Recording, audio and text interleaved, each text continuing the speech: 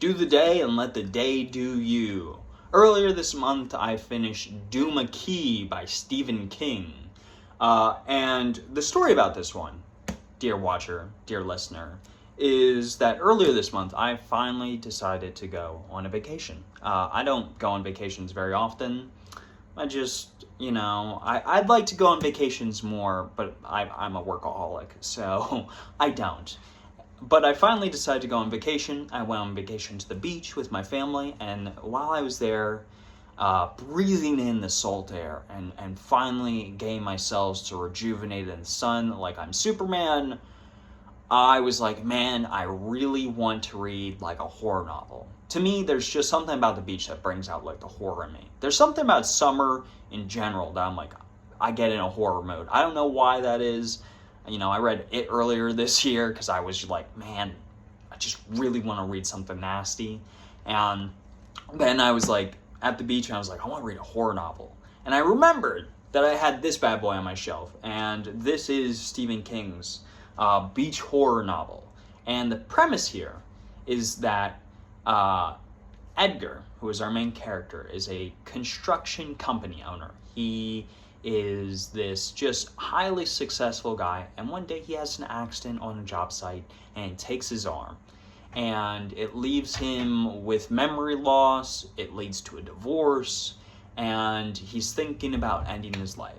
But before he does that, he decides maybe a change of view is what I need. So he goes down to this fictional key in Florida off the Gulf of Mexico called Duma Key, where there's just something spooky going on down there. It might be a ghost, it might be a general haunting, it might be some ancient Mesopotamian god that got lost. We don't really know. But some really spooky stuff starts happening when he starts drawing pictures, and from there it turns into a Stephen King novel, just as you would expect. And I will say this.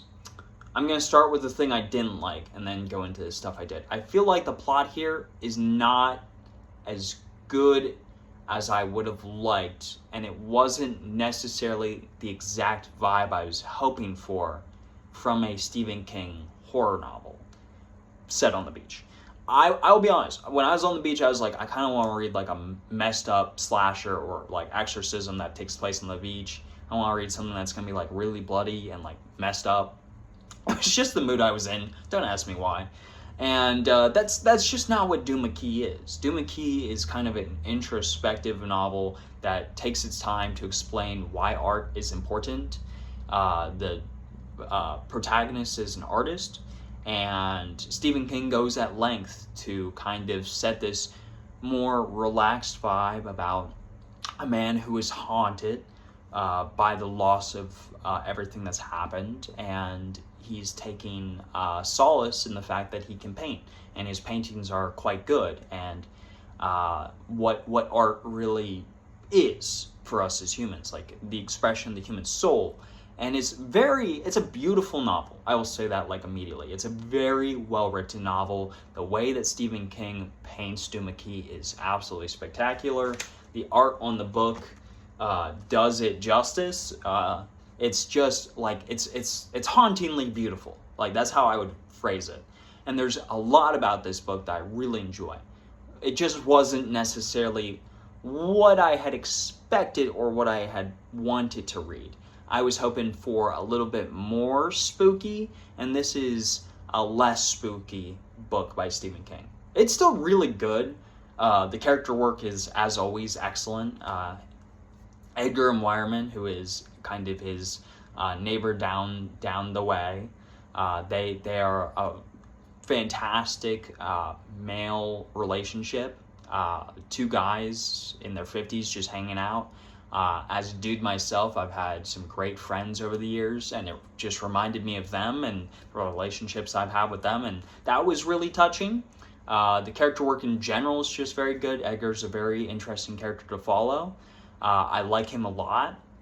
Not my favorite Stephen King protagonist, but I like him a lot. So the character work's great, and the atmosphere is excellent. It's just the plot itself that I felt was a little lacking. I felt like so much of this was just about the painting.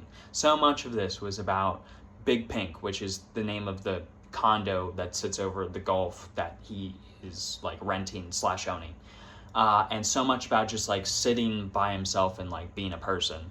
And while I appreciate that, and I feel like when I read this in a couple of years and I know what my expectations are, I'll enjoy this novel a lot more. I just didn't want quite as introspective of a novel as I got. I was hoping for a little bit more spooky. And there is some spooky stuff that happens here. Like, it's a Stephen King novel. There's something going on in Duma Key, and if you want to read this, I'm not going to give it away, but it's ghosts. It's ghosts. Something's going on. It's haunted. Something like that. But it's just like, it's spooky, but it doesn't start getting like really spooky until the last like 150 pages. And I just felt like that was not, I wanted more over the course of the book, and I just didn't get it, unfortunately. So it is a very good book. The atmosphere is incredible. The character work is great. The writing is great as always. And I do think, like, on just like a page-to-page, like line-by-line, like rating system, this is probably one of Stephen King's best books. I think it's very good. A lot of people say that this is his best post-accident book, this and 11/22/63. So, I feel like now that I've set your expectations, you might enjoy it more than me. Me personally, I just wanted something different, but also I did eventually appreciate what this novel was actually trying to go for, and I think it does excel in those ways. It's a very good commentary on art, it's a very good commentary on human souls, it's a very good commentary on how certain places tend to leave an impression, or an impression is left on certain places, and it is a very good novel. I would say it's like a 8.4 out of 10. Not my favorite Stephen King book, but still really good. So